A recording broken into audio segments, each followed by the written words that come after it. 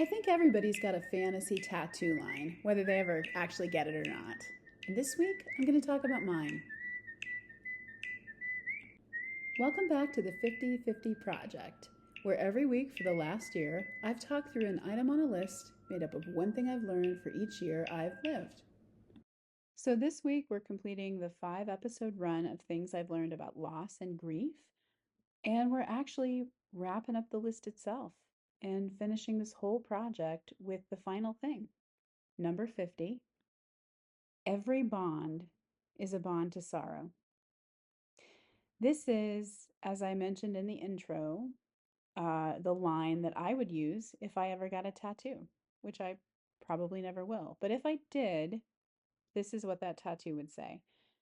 This is a line from a short story by James Joyce, and it's probably the main reason that I became a Joyce scholar and did my grad work in English on his work and on literary modernism.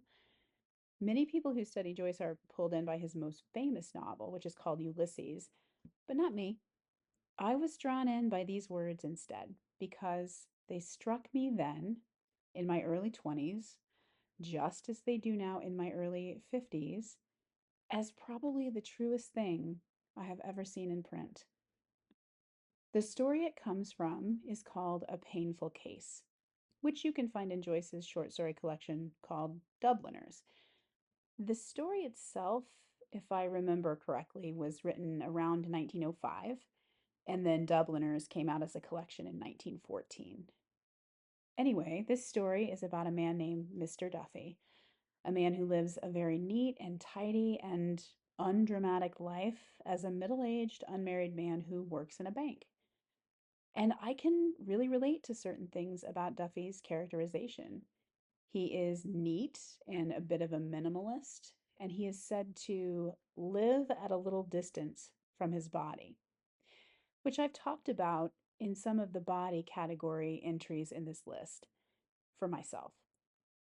He's also a pretty solitary figure. He's got a good job and was probably considered a bit of a catch in his day, but he prefers the order and quiet of a somewhat lonely life.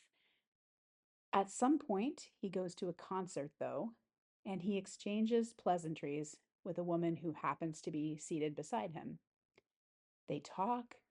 He notices the intelligence of her face and the depth of her blue eyes. He's really drawn to her.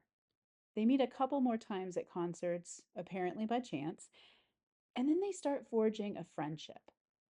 They meet, they talk about books and ideas, and as Joyce says, little by little, he entangled his thoughts with hers. But eventually, the woman, who is a married lady named Emily Seneco, who's got a husband and a grown daughter, she gets a little overwrought emotionally and makes the mistake of attempting to hold Duffy's hand. And that sounds like a ridiculous thing to make a brouhaha about, but the physical gesture of it ruptures the safety of the relationship for Duffy. He's really thrown by it. She's married. He's used to being completely independent. He can't imagine carrying on with her in some secret or tawdry way. And there's not really a mechanism for him in the turn of century Dublin to live with her or see her openly. So instead, he ends the relationship entirely. And as he does that, he explains to her that every bond is a bond to sorrow. He goes back to his small, orderly life, and then 4 years later, he happens to see an article in the newspaper that's about Emily's accidental death. And then he's forced to confront the fact that by avoiding the complication of loving her 4 years ago, he set up a situation in which she was sad and he was sad. And although he escaped day to day complication then, he did not escape pain or loss or grief or existential turmoil in the long run. All of that found him anyway, even though he had sacrificed a lot to try to hide from it.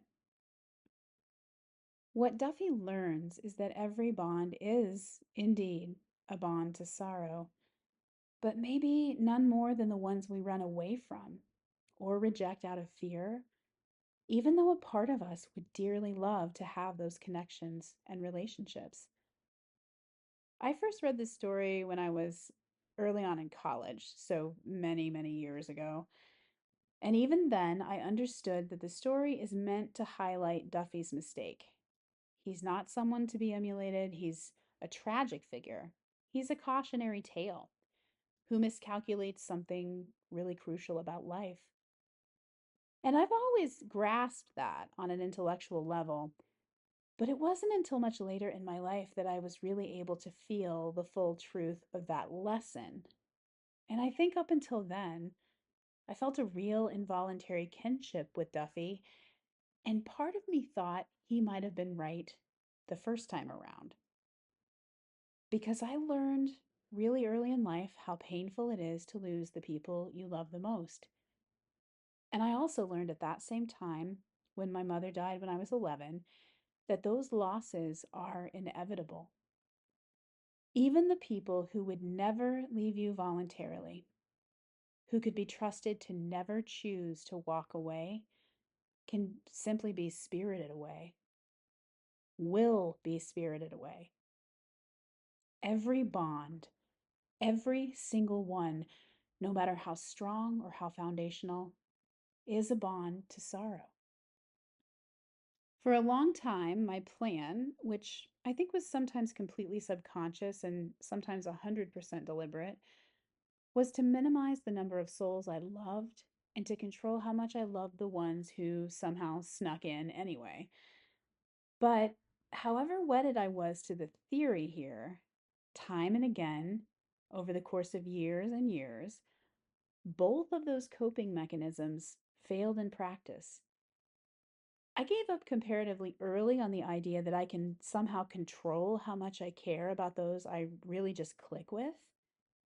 It's hard to throttle back on how much affection or regard or love you just feel for someone that you're really drawn to in friendship or fellowship or partnership.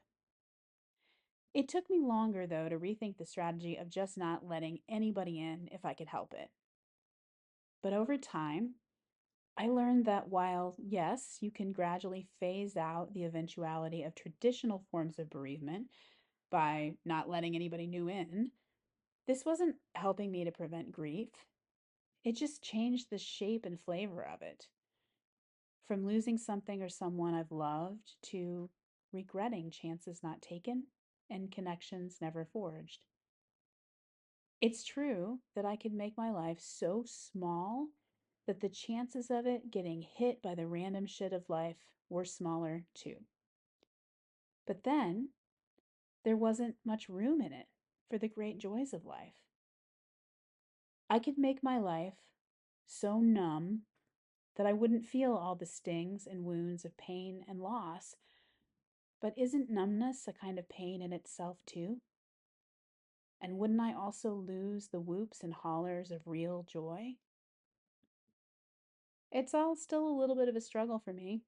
The urge to build that wall around the city of my life. I think it's a struggle for a lot of us. I'm not really very well versed in exactly what this is, but some of my past thinking shares patterns with descriptions of avoidant attachment styles, which is a framework in relational psychology that's having a big moment right now. The point being that I think a lot of people think in this way and try to attach frameworks to it. Anyway, it seems to me that Duffy is right when he tells Mrs. Sinico that every bond is a bond to sorrow. He just doesn't know how right he is, and that it applies to every bond, even and especially the one he's walking away from in that exact moment. And so, this is my final thing. This is my final piece of advice that I've found in my 50 years of living.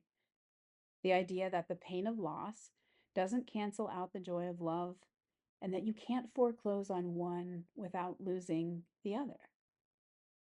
And I think this is where I always, from the very second I picked up a pen to start writing a list that became this project, I knew it's where I would end up. In some ways, I think it's the central project and lesson of my own life. the one I have to learn and relearn, the one I accept and then reject and then am forced to accept again. It's my tattoo line, written on my heart, even if it's never written on my body. And it's the single most important thing that I would tell anyone if they asked for my advice. Every beautiful thing has the capacity to cut you open, but you're going to get cut open one way or the other. You might as well get the beauty too. Every bond is a bond to sorrow. But I think the greatest sorrows are reserved for the bonds we dearly wanted, but could not find the courage to forge. Every bond is a bond to sorrow. And ultimately, that's a testament to their worth. So that's it. That is the end of the 50/50 project. My birthday, number 51, is tomorrow already, somehow. I hope that if you've slogged through this project with me in the past year, you've found one or two things on the list that were interesting or helpful, or maybe made you feel less alone in a challenge or a life lesson that is a struggle to learn. Thanks for spending some time with me today and this whole last year. And I'll actually be back next week, one last time, with a bonus thing number 51, because by then I'll be a year older and hopefully one thing wiser.